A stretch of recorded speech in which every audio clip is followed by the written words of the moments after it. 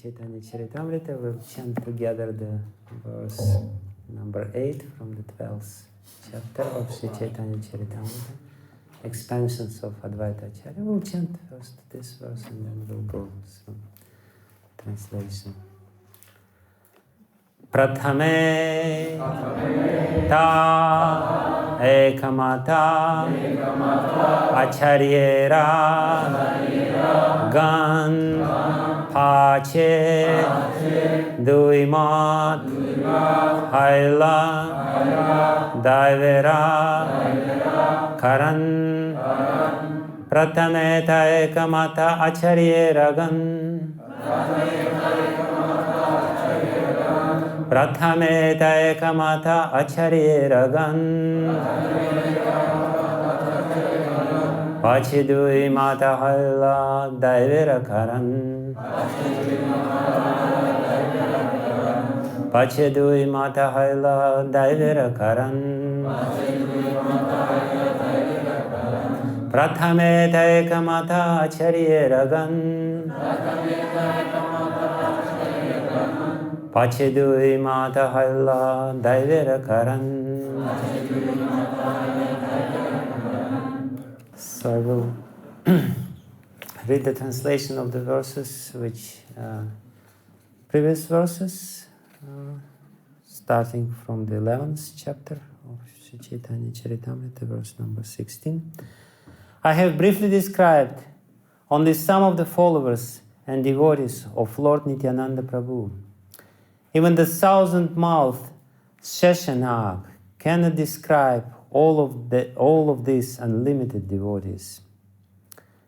And the last verse of the chapter. With an ardent desire to serve the purpose of Sri Rupa and Raghunatha, I, Krishna Dasa, narrate Sri Chaitanya Charitamrita following in their footsteps. And then now we start with the 12th chapter, which is called The Expansions of Advaita Acharya and Gadadhara Pandit. The followers of Sri Advaita Prabhu were of two kinds. Some were real followers and the others were false.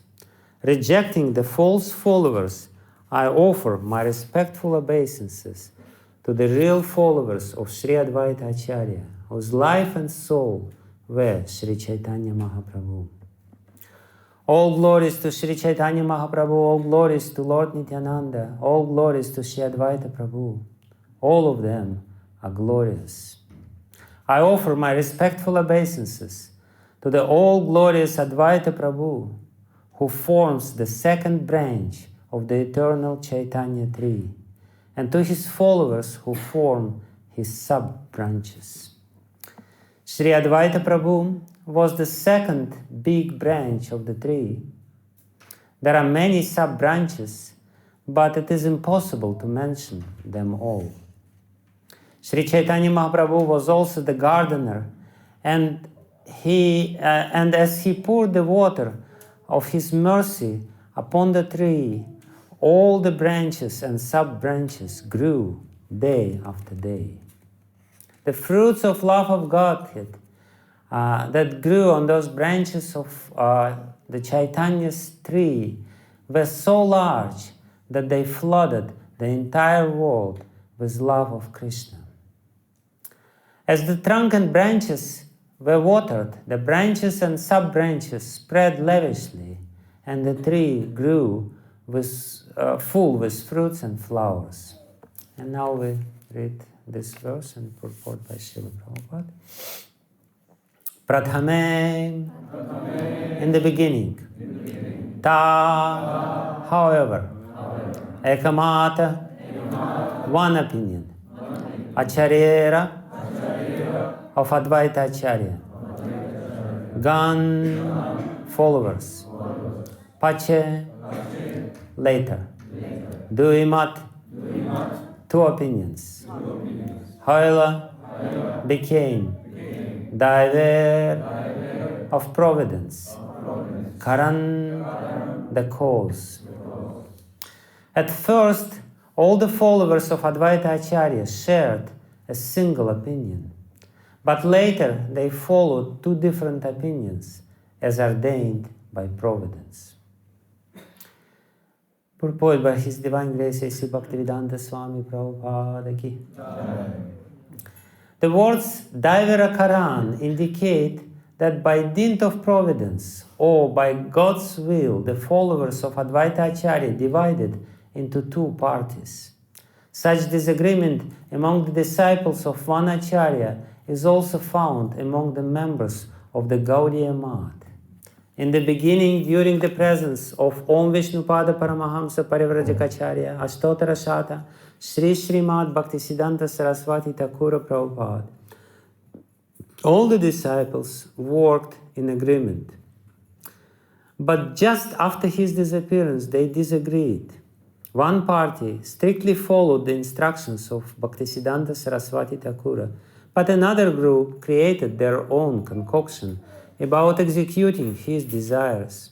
Bhaktisiddhanta Saraswati Thakur, at the time of his departure, requested all his disciples to form the governing body and conduct missionary activities cooperatively. He did not instruct a particular man to become the next Acharya, but just after his passing away, his leading secretaries made plans without authority to occupy the post of Acharya. And they split into two factions over who the next Acharya would be. Consequently, both factions were asara, or useless, because they had no authority, having disobeyed the order of the spiritual master. Despite the spiritual master's order to form a governing body and execute the missionary activities of the Gaudiya Math, the two unauthorized factions began litigation that is still going on after 40 years with no decision. Therefore, we do not belong to any faction. But because the two parties busy dividing the material assets of the Gaudiya Math institution stopped the preaching work, we took up the mission of Bhaktisiddhanta Saraswati Thakur and Bhakti Vinoda Thakur to preach the cult of Chaitanya Mahaprabhu all over the world under the protection of all predecessor acharyas, and we find that our humble attempt has been successful. We followed the principles especially explained by Srila Vishwanatha Chakravarti Thakur in his commentary on the Bhagavad Gita verse, Vyavasayatmika Buddhir, Ekeha Kurunandana. According to this instruction of Vishwanatha Chakravarti Thakur, it is the duty of a disciple to follow strictly the orders of his spiritual master. The secret of success in advancement in spiritual life is the firm faith of the disciple in the orders of his spiritual master. The Vedas confirm this. Yasyadeve parabhaktir yathadeve tatha guru tasyaite kathita yartha prakashante mahatmanaha. To one who has staunch faith in the words of the spiritual master and the words of the Supreme Personality of Godhead, the secret of success in Vedic knowledge is revealed. The Krishna consciousness movement is being propagated according to this principle, and therefore our preaching work is going on successfully in spite of many impediments offered by antagonistic demons, because we are getting positive help from our previous acharyas. One must judge every action by its result. The members of the self-appointed acharya's party who occupied the property of the Gaudiya Matha are satisfied, but they could make no progress in preaching. Therefore, by the result of their actions, one should know that they are asara, or useless. Whereas the success of the ISKCON party, the International Society for Krishna Consciousness, which strictly follows Guru and Gauranga, is increasing daily all over the world.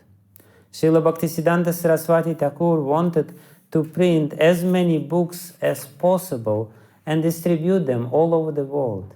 We have tried our best in this connection, and we are getting results beyond our expectations. Srila Prabhupada ki. Prathameta ekamata charyeragan pachidui mata hoila daivera karan. At first, all the followers of Advaita Acharya shared a single opinion, but later they followed two different opinions, as ordained by Providence.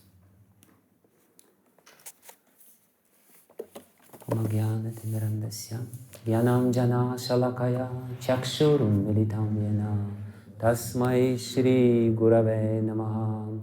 Shri Chaitanya Mano Vishtam Stapitam Yena Bhutale Swayam Rupa Kadamayam Dadati Swapadantikam Vandeham Shri Guru Shri Yutapada Kamalam Shri Guru Vaishnavamscha Shri Rupam Sagrajatam Sahagana Raghunatam Vitam Tam Sajivam Sadvaitam Savadutam Parijana Sahitam Krishna Chaitanya Devam Shri Radha Krishna Padam Sahagana Lalita Shri Vishakha Vitamsha.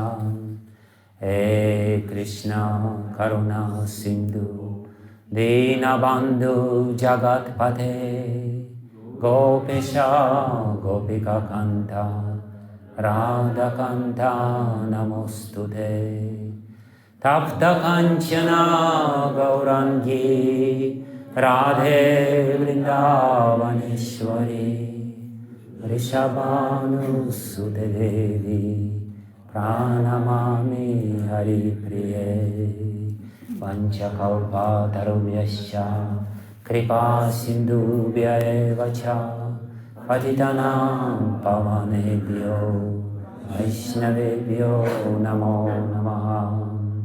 Shri Krishna Chaitanya Prabhu Nityananda Shri Advaita Gadadhara Srivasadi Gaura Bhakta Vrinda. Hare Krishna, Krishna Krishna, Hare Hare, Hare Rama, Rama Rama, Hare Hare. Ajanu Vandita Pujo, Kanakavadata Sankirtanai Kapitaro Kamalaya Taksha. Vishwambaro Dvijavaro Yugadharma Pala Vande Jagat Priya Karo Karunavatara Yantah Pravishya Mama Vachimamam Prasuptam Sanjeevayata Kila Shakti Darak Swadhamna Anyam Shahasta Charana Shravana Tvagadim Pranannamo Bhagavate Purushaya Tubhyam. So we're reading this very instructive story from Sri Chaitanya Charitamrita about the schism of the followers of Sri Advaita Acharya. And basically that's the fate of all religious movements. It usually starts as one. But then, as Krishnadas Kaviraj Goswami says, there are branches and sub-branches of the main tree, which grows. It's a natural process, and therefore there will be branches and sub-branches. But then there are some deviant groups inevitably appear, and all the religious movements know this dynamic. It starts as one and it grows, but then at one point it splits, and sometimes the split is very drastic and very, even a lot of bloodshed is going on during the split. Sometimes it's more peaceful, but here Prabhupada teaches us how to relate to these events, which is very important for us. We're also witnessing similar processes in our movement, to one extent or another. And it's very important to understand this dynamic, the reasons behind this dynamic, and our attitude towards this dynamic, and how we should keep ourselves loyal to the original intention of the Acharya. Because specifically it is said here, originally, Prathame, there was only ekamata, only one opinion. But then, all of a sudden, two opinions appear. So, how do we know which opinion is right and which opinion is wrong? Which opinion we should follow? Because this, splitting will be there. Always there will be from one opinion, two opinions, and then four opinions, and then 10,000 opinions will be there. So, what to do? How to relate to these events, how to make sure that we are following the original intent, because the very word mata means intent, intention. The original idea which is invested by the founder into particular movement or group, and how to remain loyal to this. And Prabhupada gives us some hints in this purport and many other purports to this very instructive story. And the very important word in this verse is actually Daivara. Srila Prabhupada starts his purport by explaining this, because it is specifically said by Krishnadas Kaviraj that this is the will of providence. What is the reason of all this splitting and sub-splitting and, all these different things? It's Daiva, providence. It's inevitable. We should not be naive and think, we're exception to the rule. No. Providence is there for us and for everyone else. And it basically means that we will be tested, because this is the way to test our loyalty, our understanding, our intelligence, after all. And therefore, it is important to understand the workings behind all this will of providence, behind all these events which inevitably take place in any religious movement. So first of all, I wanted to start with the explanation of this phenomenon, which is given by Krishna himself in the 11th canto of Srimad Bhagavatam. Because Krishna himself explains to Uddhava how it happens and what is the dynamic behind it. Uddhava, after hearing explanation of Bhakti Yoga and glorification of Bhakti Yoga, that Bhakti Yoga is the main process, asks a very important question which all of us have to understand, the answer we have to know very clearly. If Bhakti Yoga is the path, if Bhakti Yoga is the way to go, if this is the main process which is propagated by the Vedas, if this is the only way to achieve the complete knowledge of the Supreme Personality of Godhead, why the hell there are so many other processes? Why there are so many mantras, so many rituals, so many this and that, and in every religion it's there, but in Hinduism, my God, it's totally, completely incomprehensible event if you see from the outside. And Uddhava is asking if everything is so simple, why it is so complicated in reality? If it is how you say, it's so clear, you explain this. If you say that, Vedascha sarva rahameva vidya, all the Vedas are only to understand me, why there are so many other stuff is there? So he asked this question, and Krishna starts explaining this. I will read a few verses from the 11th canto of Srimad Bhagavatam, from the 14th chapter, which is called Lord Krishna Explains the Yoga System. How Lord Krishna is explaining this process to Uddhava. He says in the verse number 3, the Supreme Personality of Godhead said, by the influence of time, the transcendental sound of Vedic knowledge was lost at the time of annihilation. Therefore, when the subsequent creation took place, I spoke the Vedic knowledge to Brahma, because I myself am the religious principles enunciated in the Vedas. First of all, Krishna starts by repeating the same principle, that Vedas, the scriptures, are not different from him. He is one with the Vedic sound. And ultimately it means that all Vedic sound, all Vedic scriptures are to understand him and to approach him, to come closer to him. So he says, he again confirms the same truth. Yes, Vedaischa sarvairahama vidyo, all Vedas are to understand me, and this is how it is by absorbing this sound, by relating to this sound and studying this sound and listening to this sound. Ultimately, we will come closer to Krishna. But then immediately after that, Krishna starts saying how this process of splitting and how you call it, divergence is taking place. Lord Brahma, who is the perfect recipient of this original Vedic sound coming from the original source, non-different from original source, Lord Brahma spoke this Vedic knowledge to his eldest son Manu, and the 7 great sages headed by Bhrigu Muni then accepted the same knowledge from Manu. So the first 3 generations of religious movements are there. Original sound, Lord Brahma is the first generation, he is the founder. He transmits it further to Manu, and Manu transmits it to the 7 sages. And then very interesting process starts.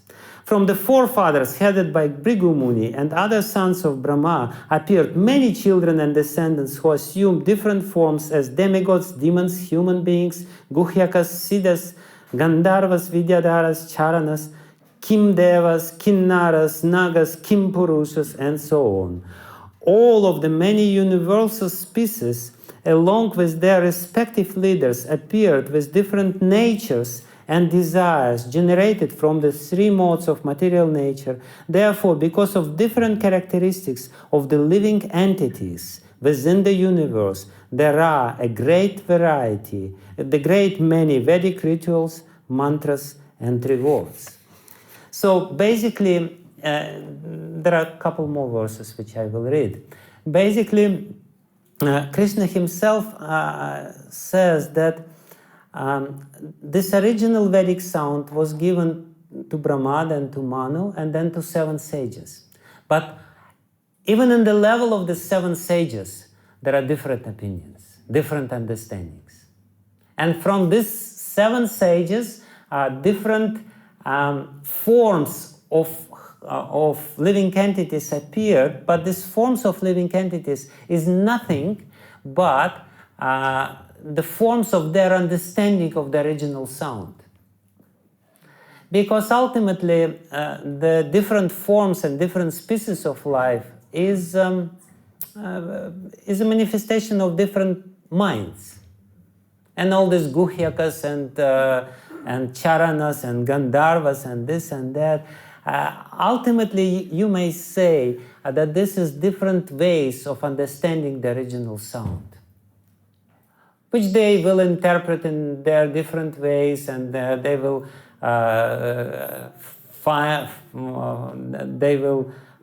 establish different schools and different paramparas and disciplic successions and so on and so forth. And then Krishna continues, thus due to the great variety of desires and natures among human beings, there are many different theistic philosophies of life which are handed down through tradition, custom, and disciplic succession. There are other teachers who directly support atheistic viewpoints.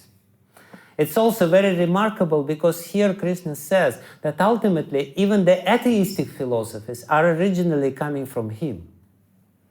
Through this process of perversion or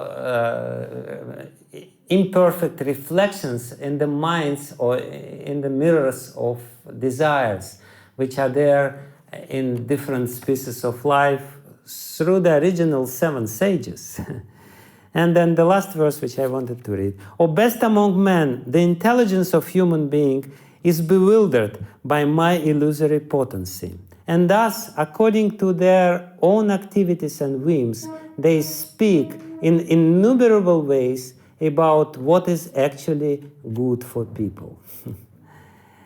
In other words, Krishna here says that everyone, whoever is preaching here, whoever is teaching, whoever is propagating certain views, ultimately they want to bring something good to people. You know, even if it's atheists, some, you know, what's his name, Dawkins, or, you know, this famous guy who said that there is no God. He wants good for people. So ultimately, that's because of their understanding. There are certain leaders of the society, and these certain leaders of the society who are taking care of their particular followers. They want to bring them good, and therefore, and only because of this, they propagate their views. They sincerely believe that this is the best way to live, and this is the best process to follow, and this is the best mantra to chant, and this is the best ritual which we should do, and this is the best lifestyle. So in one sense, Krishna is establishing total, complete pluralism here, and he says, yeah, right, it's going on. Krishna is used to it because he's seeing how it goes on. But it doesn't mean, again, it doesn't mean that everyone is equal and everything is equally correct and there is no right path. Because from the very beginning, Krishna said, yes, there is right path. And the very question of Uddhava, which sparked this conversation or these answers, was, please explain to me why, if there is one path, why there are so many different things. So even though this process is natural and it will go on, it actually kind of establishes, or not establishes, but basically it's there for us to, first of all, to test our sincerity, and we have to be very clear how it's going on, and at the same time we have to understand how we should behave. Because there is a very strong cheating propensity in a human being. And this cheating propensity, when the intelligence becomes subservient to our desires, this is how the cheating propensity starts. We have desires, and there is an opinion which is coming down from above. And when this opinion is coming to our mind, it somehow or other mixes with our desires, and then being transformed by our intelligence, by our very fruitful intelligence. We are trying to adjust their opinion to our desires. Basically, the very strong desire of every human being is that, you know, everyone wants to follow something. Everyone wants to know that he's saved. Everyone wants to follow the right path and whatever. But at the same time, everyone wants to fulfill his or her desires. So how to combine this? For that, the intelligence is given to us by God. And this intelligence is making magic. He takes the pure teaching and crossbreeds it with our desires. And the result of this crossbreeding, some ugly teaching takes place, basically, appears in the world. This is how it is. This is how the truth is becoming, you know, is taking all these shapes and forms and being propagated in a human society. So because of this cheating propensity, because of this propensity for our mind to somehow or other always adjust the truth towards our needs, to make the truth digestible and easily kind of, pleasing to the heart. We all want truth, but we only want the pleasing truth, the truth which is kind of, comfortable, sits comfortably within our heart. All these processes are taking place, and none of the religious movements is exempt of these processes. So therefore, this Daivira is there. That this is the reason is the providence. It's inevitable, and basically it's testing our sincerity. All these processes are the test of our sincerity, how we should behave, what should be our attitude, and how much we should bend the truth to adjust it towards our understanding or towards our desires, which are usually not so pure. So, first I wanted to say, while explaining this process, I also wanted to say a little bit in general about this dynamic. This split or schism of a religious movement, which usually takes place very early in the history of religious movement. No matter which religion we take, whether it's Christian religion, Muslim religion, of course Hinduism is, it's difficult to say what Hinduism is and where it is.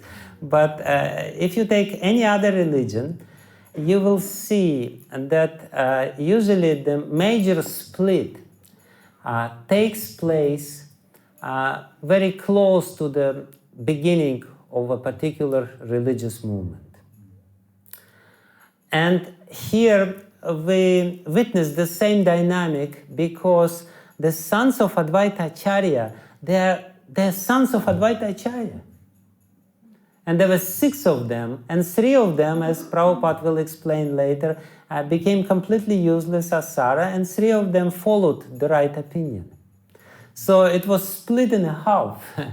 And again, as I said, it's amazing that they had the privilege to directly associate with Advaita Acharya. But still, despite of this fact, they split it. So usually this split, if we take Muslim religion, then the split also took place very early in the history of Muslim faith, and as we know, there are 2 main groups in Muslim religion, Shias and Sunnis. Sunnis is the majority, Shias are there, but still, and it's in the very beginning. If we take Christianity, then there is Orthodox branch and Catholic branch, which also took place quite early. But even before that, there was split. But anyway, we'll skip it. So what I want to say is that this splitting tendency, or this original split, which is described in this particular pastime in Chaitanya Charitamrita, usually takes place among the followers of the 2nd generation. The 1st generation in our case was, of course, Panchatattva, Lord Chaitanya Mahaprabhu, Advaita Acharya, Nityananda Prabhu, Gadadhar, and Srivas Pandit. They are, in our movement, the founders of our movement, with the particular roles and particular roles to play and particular, understanding of their natures and their missions. And this is the 1st generation. And the crisis, the severe crisis of the 2nd generation is usually inevitable because all their followers Because usually all these people who establish religious movement, they are very strong themselves, and therefore their followers are very strong. Their followers also are very strong-minded people, because the strong leader generates strong leaders under himself. And because these strong leaders are being generated when the founder disappears, which is inevitable in this material world, then the strong leaders, and strong leaders means strong heads, right? They are very strong-headed people, very stubborn people. Usually there is difference in opinion immediately after the founder. When the founder is there, it's very easy to resolve all these contradictions which may be there, because they just come to founder and ask, and he will say, that's it, that's how it is. But then immediately, as soon as he disappears, there are different opinions, and these different opinions usually, in all religious movements, not only in this case, although in this case in particular, but in all the religious movement, over two issues. The two issues which create the split in the religious movements is the position of the founder, who is he, and what is his place. Like in this particular case, the sons of Advaita Acharya, they said, our father is more important than Sri Chaitanya Mahaprabhu. And that was the split. That was the splitting point. Three of the sons of Advaita Acharya, including his elder son Achyutananda, they accepted Sri Chaitanya Mahaprabhu as the Supreme Personality of Godhead, and Advaita Acharya, even though he is Acharya and he is the avatar, but still he is his servant.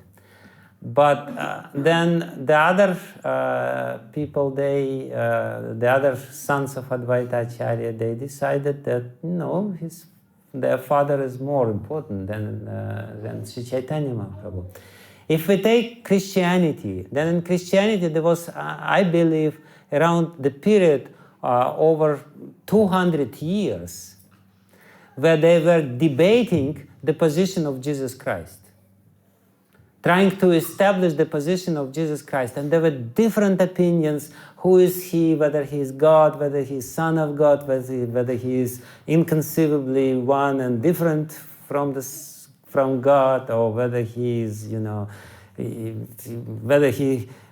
does he have a material body, or his body is spiritual. They were trying to figure it out. So that's basically one of the main issues over which people will start arguing. Why it is so important? Because it establishes very many other things. As a consequence of this, establishing how we follow, who is the supreme authority in this movement, whose word is the last here, and so many other issues are the consequences of this particular issue, the position of the founder. And then the second problem, which is usually a big problem, and the same actually in Muslim religion, the Shia and Sunni faith, they split it not because they argued about the position of Prophet Muhammad, but they argued about who is the successor, who is the right successor, which is almost the same thing, because Srila Prabhupada, he gives the similar instance from the history of Gaudiya Math.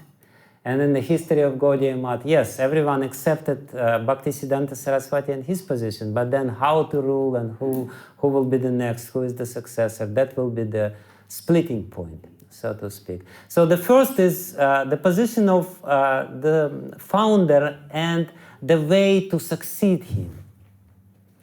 How to, who is the right successor, who is the right follower, and how to follow him. This is the one issue which is usually a very troublesome issue for any religious organization. And the second issue is actually the what the founder was teaching. The first, most important, it's amazing how it works in human psychology. Most important, who is he and what is his position. And second, what he teaches. It should have been vice versa. It should have been that what he teaches. But usually in the minds of people, the most important, his position. That's him. We're following him. What we follow, it's secondary. The main thing is that we follow him.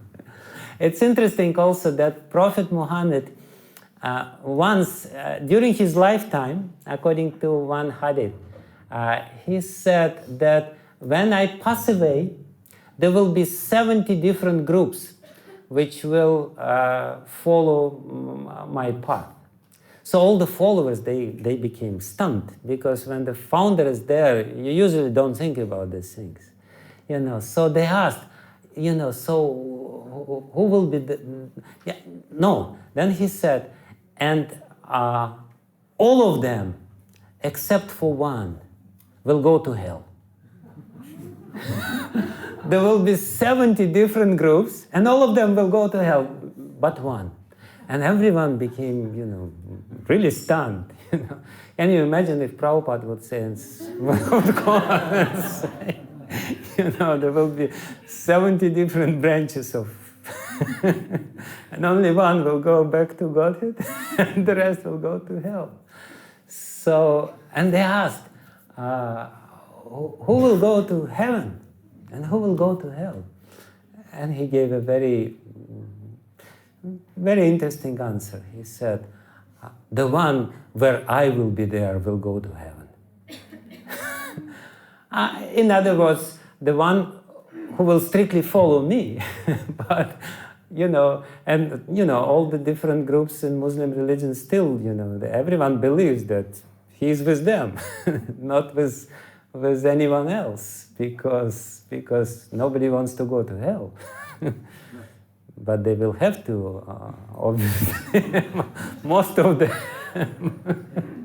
So what is the judgment? How to judge? And that's a very interesting, and that's exactly what Prabhupada is explaining in this purport. In this purport, Prabhupada explains that we should definitely, try to follow as sincerely as possible the original intention of the Acharya. And therefore, the second issue, which is very troublesome for any religious organization, is not only to codify the teachings, to kind of very firmly establish the teachings, to have it really, paka, so to speak, that this is what the Acharya or the founder wanted, but also to develop the rules of hermeneutics, right? Am I right? Hermeneutics? The rules of hermeneutics, in other words, how to understand what he wants to say. Because usually in any religious tradition, at least now we have vast body of Prabhupada said. And every party quotes, Prabhupada said, we are the right ones. This is what Prabhupada said. So basically the success of religious movement is not only to codify or to establish the true teachings of an Acharya, and to have it very firmly, written down and without any deviations, but also to establish the rules, how to understand what is more important, what is less important, which instructions should be followed when. It's also, again, very interesting in case of Muslim religion, also very interesting and very instructive. In case of Muslim religion, Prophet Muhammad initially wanted to establish Quran as the most authoritative scripture, and therefore he prohibited to write down any stories about him. Because usually what we have the teachings in itself, which is usually a revelation, which is coming down through the Acharya. And then we have his example. So he didn't want that his example would overshadow his original words, the words of revelation, the words of the scripture. And therefore he prohibited any stories of him being written, because he wanted to establish first and foremost the authority of his book, Quran. And therefore, one of the first caliphs, his successors, and immediately different versions of Quran appeared when he disappeared.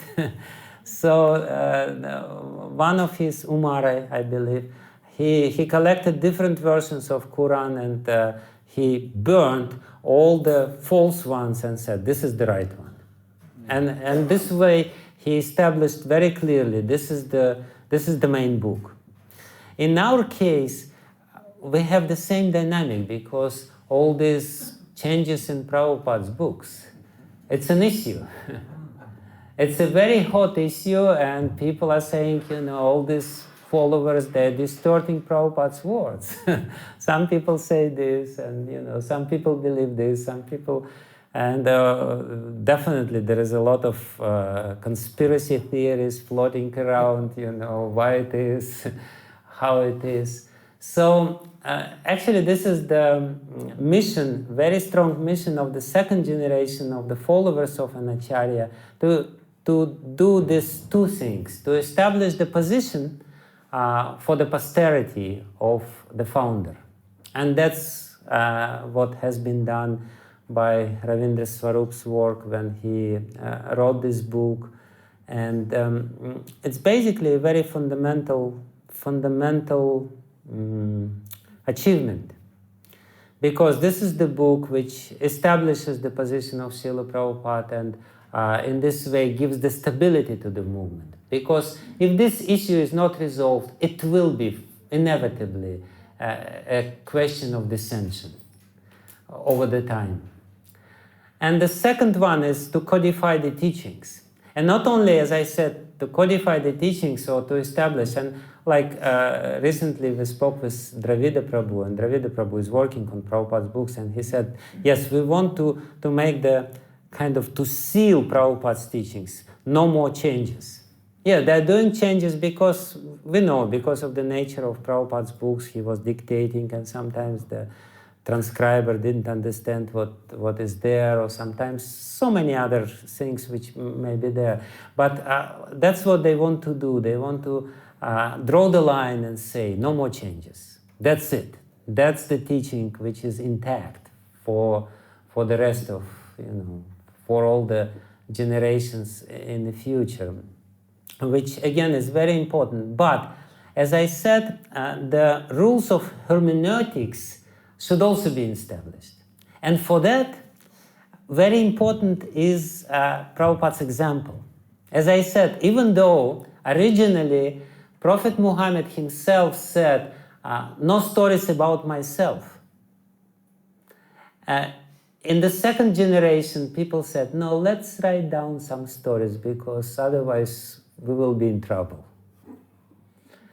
And they started noting down different stories, because in these stories he explains how to apply the teachings. The teachings is there, but then you need an example how to practically apply the teachings.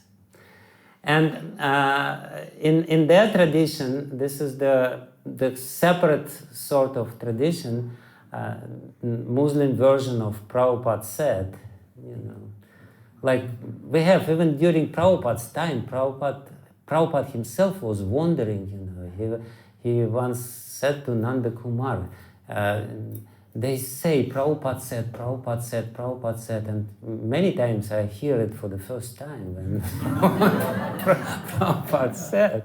That's how it works, Somebody comes and he is empowered representative of God, he speaks, and all the people immediately start misusing his authority.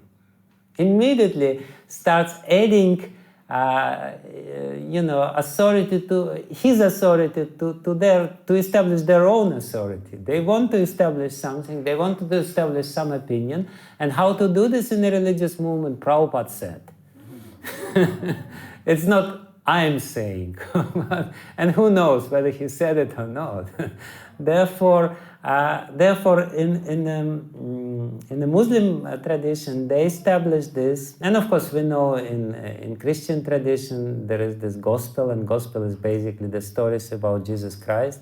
And again, they were written late, and in the Muslim tradition they distinguish the three kinds of stories about the prophet: the most authoritative, medium authoritative, and less authoritative. Not authoritative at all, but still it's there. So I think at one point we will also have to say that there are different Prabhupada said.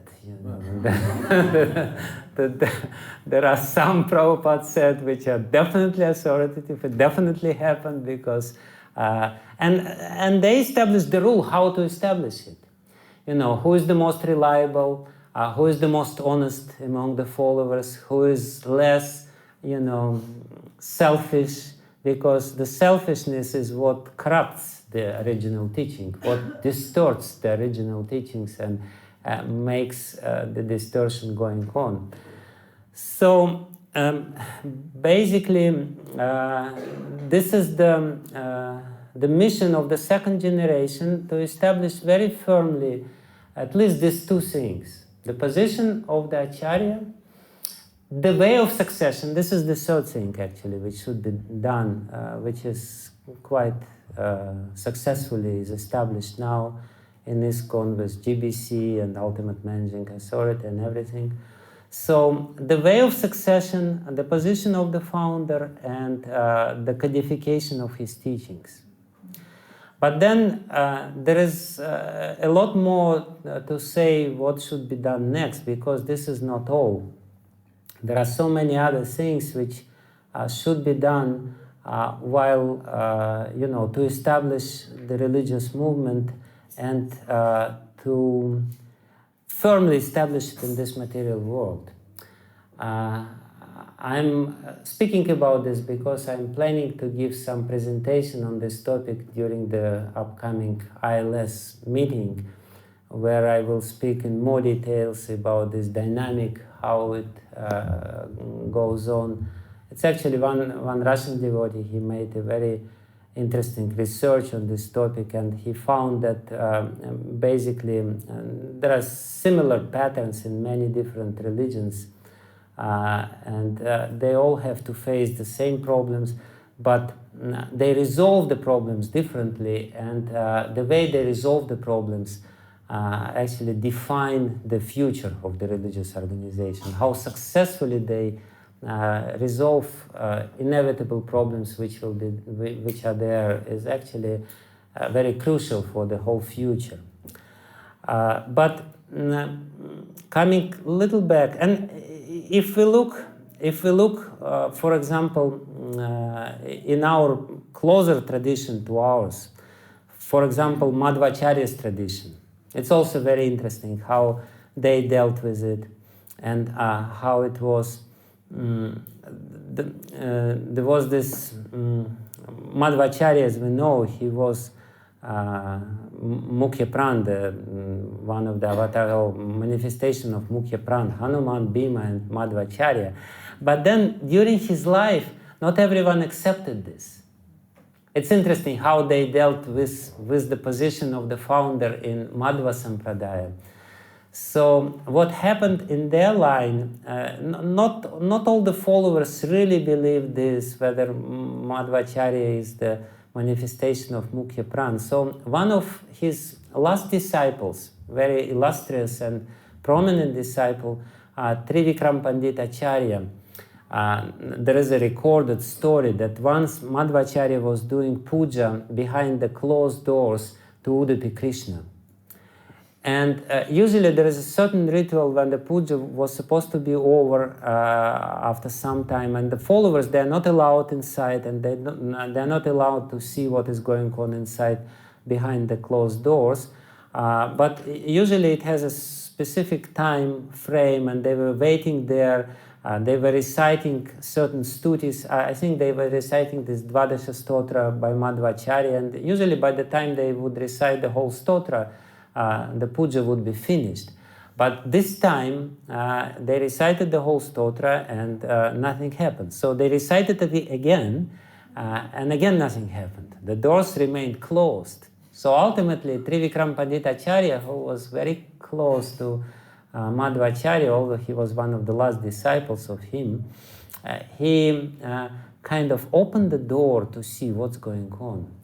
And to his surprise, he saw not only Madhvacharya serving Udupi Krishna, he saw Hanuman serving Ram, he saw Bhima serving Krishna himself, and he saw Madhvacharya serving Vyasadeva. All six were there.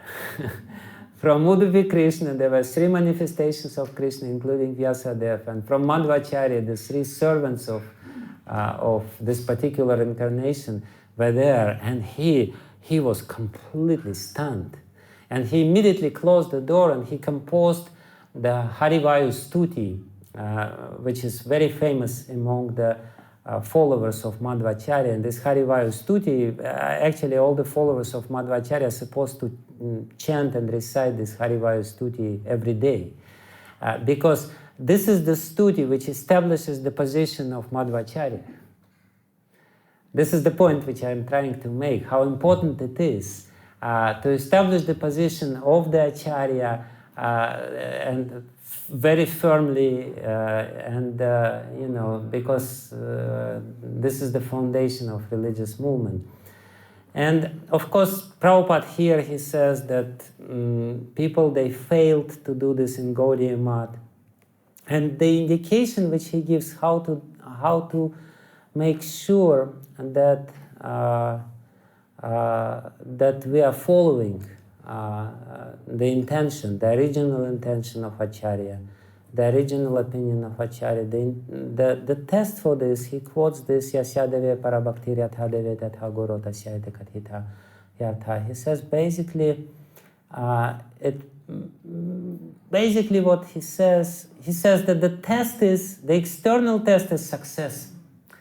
If the original Acharya wanted this movement to spread all over the world, so phalena parichete, if it's spreading, it means the following is there. He says Gaudiya Math became Asara because they cannot preach. Why? He is establishing the bona fideness, so to speak, of ISKCON by which criteria? Because we're doing what Sri Chaitanya, what Bhaktisiddhanta Saraswati Thakur Prabhupada wanted to do. And in our case, if we take notorious Ritviks who claim to be the very staunch followers of Prabhupada, my simple question to them: if you're such a staunch follower of Prabhupada, why you don't preach? Why you only fight with ISKCON? Just preach.